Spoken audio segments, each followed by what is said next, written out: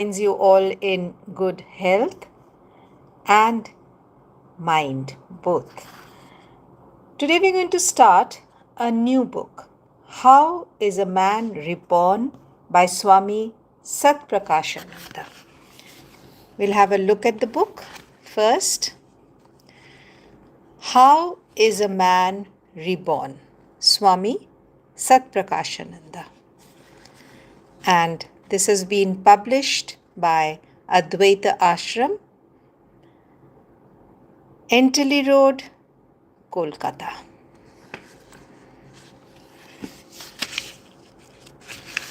So we will start this book today. How is a man reborn? It's a very interesting book. Hope you all will enjoy it. How is a man reborn?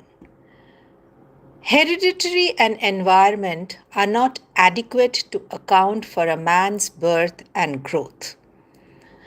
Number 1 point, the worldwide acceptance of the doctrine of reincarnation is due to its reasonableness.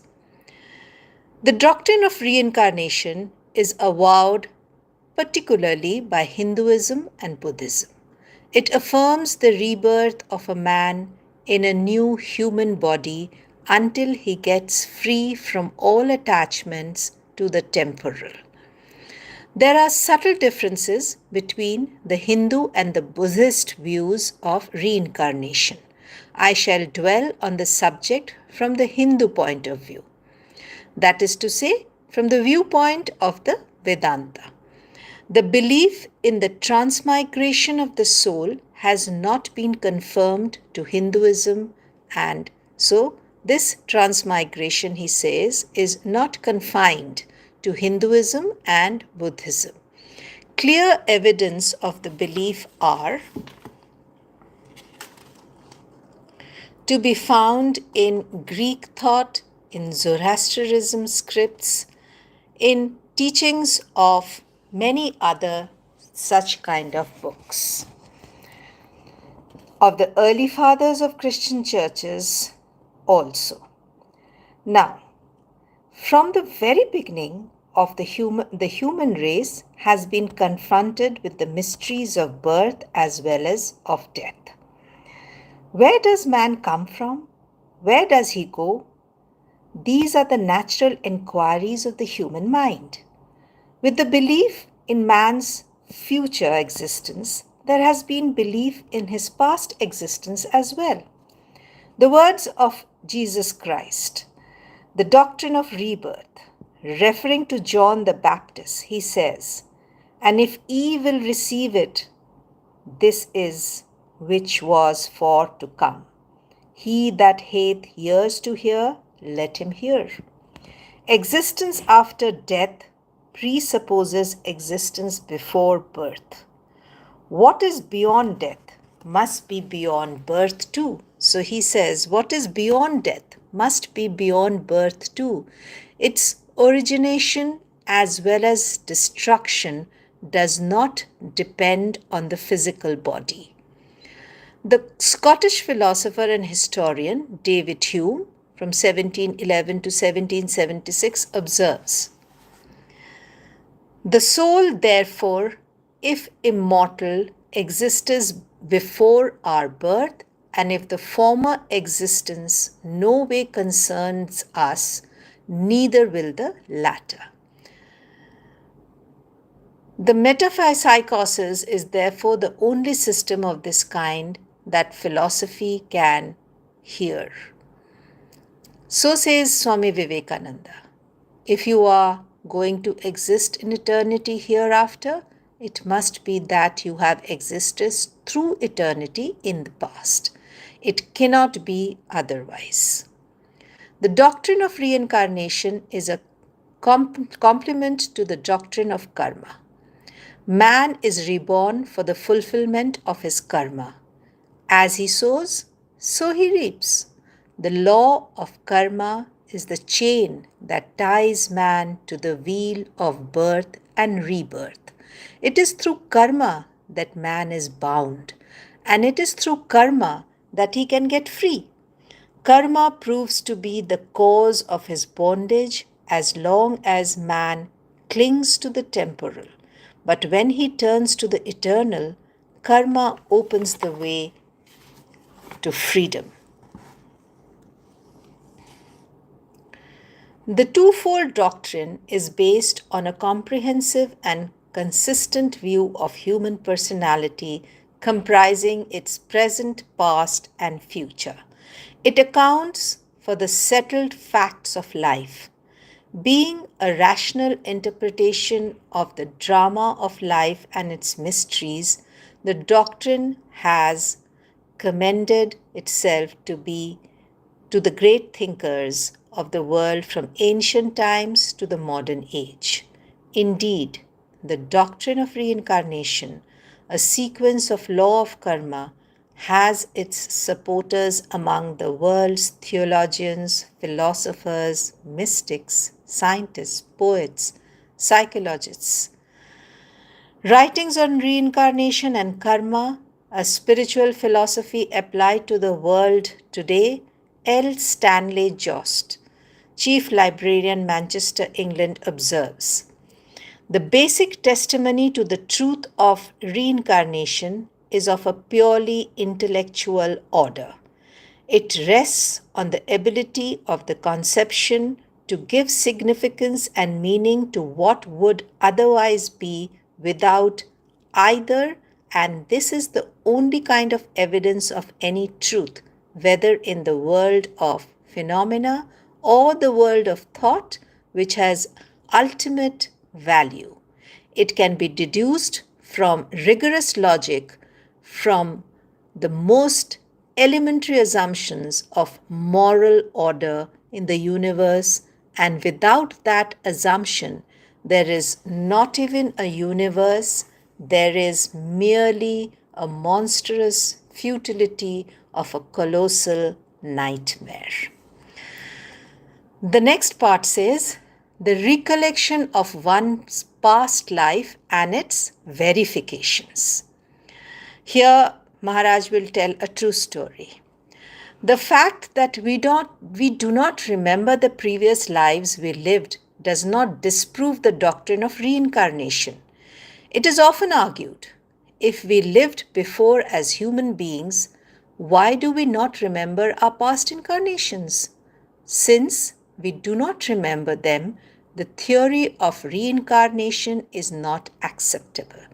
But the point is, our existence or non-existence does not depend on our memory. We do not have the recollection of childhood days even. Does it mean we did not exist as children? We are liable to forget early periods of this very life. No wonder we do not remember our former life or lives. And it is a great blessing that we do not. Otherwise, our present existence would have been complicated to the extreme. There would have been many a pretenders, to say the least. Even though human beings in general are oblivious of their previous lives, yet there have been exceptional cases of individuals in ancient and modern times who had memories of their past incarnation or incarnations. In many instances, their recollection of the past lives were verified. Let us read a recollection that Maharaj has about this. It may not be out of place to record from personal knowledge an authentic case of intuitive memory of past life. In 1935, when I was in New Delhi, I heard from a reliable friend, a teacher of Sanskrit in high school, that a Brahmin girl of 9 called Shanti Devi, who had been living with her parents in the old city, had memories of her former life since she had been a child. The secretary of the local YMCA personally requested me to investigate the matter and ascertain the truth. But because of my preoccupation as the leader of the Ramakrishna Mission Ashram in New Delhi, I could not take up the investigation. Not long after that, I had to leave the city to make arrangements for my journey to the United States. I gathered from different sources that since the girl had been 5 years old, she would remark from time to time with regard to certain food and dress. I have eaten this before, I have put on this before. The mother paid little attention to the child's apparel. But as she grew up, she spoke more definitely of her experience in the past life. She often asserted that she had lived in Mathura, a city about 150 miles to the southeast of Delhi, that her husband was a cloth merchant, that she remembered his name but would not give it out because an orthodox Hindu woman does not, as a rule, utter her husband's name. A grand uncle elicited from her the name and the address of the husband, who was not a Brahmin and who even came to Delhi when the case was related to him. He was accompanied by his son, who was 1 year older than Shanti Devi. As she saw the son, she was deeply moved. It was known upon enquiry that the mother of the boy died in a hospital in Mathura in 1925, shortly after giving birth to the son. Shanti Devi was born in Delhi in 1926. To verify the case, a party of about 10 noteworthy citizens, including the editor of a local daily paper, a commissioner of Delhi municipality, and a college professor, went by train to Mathura accompanied by Shanti Devi, who had never been there before in her life.